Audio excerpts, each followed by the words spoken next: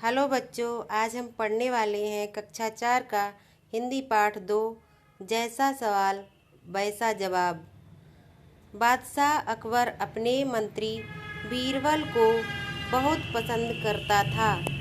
बीरबल की बुद्धि के आगे बड़े बड़ों की भी कुछ नहीं चल पाती थी।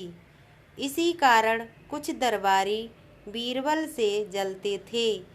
वे बीरबल को मुसीबत में फंसाने के तरीके सोचते रहते थे। के एक खास दरबारी ख्वाजा सरा को अपनी विद्या और बुद्धि पर बहुत अभिमान था।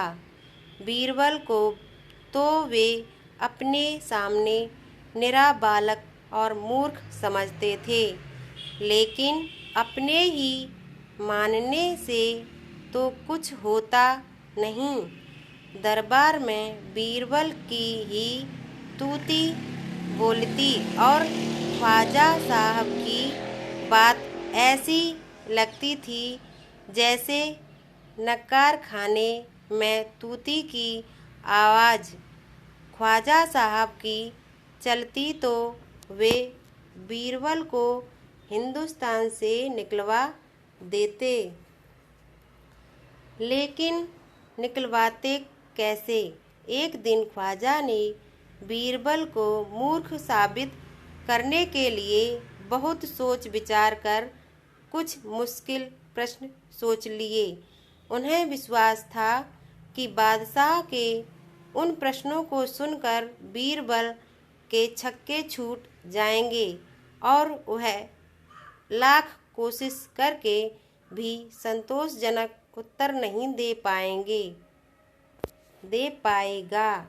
फिर बादशाह मान लेगा कि ख्वाजा सरा के आगे बीरबल कुछ नहीं है।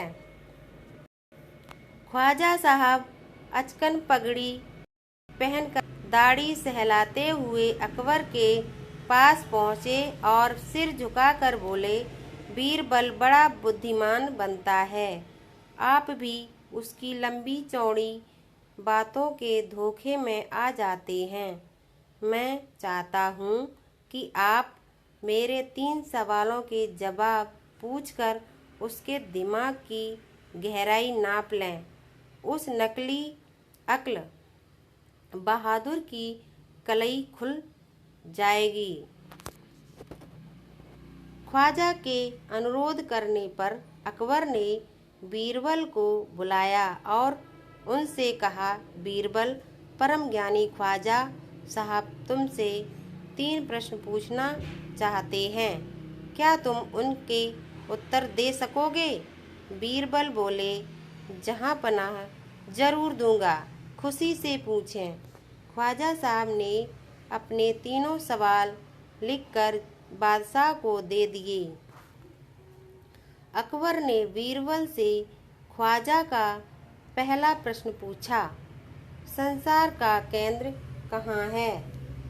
बीरबल ने तुरंत जमीन पर अपनी छड़ी गाड़कर उत्तर दिया, यही स्थान चारों ओर से दुनिया के बीचों बीच पड़ता है। यदि ख्वाजा साहब को विश्वास न हो तो वे फीते से सारी दुनिया को नाप कर दिखा दें कि मेरी बात गलत है। अकबर ने दूसरा प्रश्न किया, ये तारे हैं? बीरबल ने एक भेड़ मंगवा कर कहा, इस भेड़ के शरीर में जितने बाल हैं उतने ही तारे आसमान में हैं। ख्वाजा साहब को इसमें संदेह हो तो वे बालों को गिनकर तारों की संख्या से तुलना कर लें। अब अकबर ने तीसरा सवाल किया, संसार की आबादी कितनी है?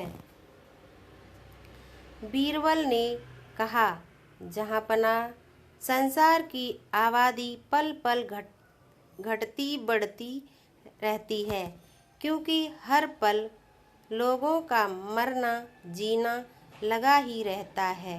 इसलिए यदि सभी लोगों को एक जगह इकट्ठा किया जाए तभी उनको गिनकर ठीक ठीक संख्या बताई जा सकती है।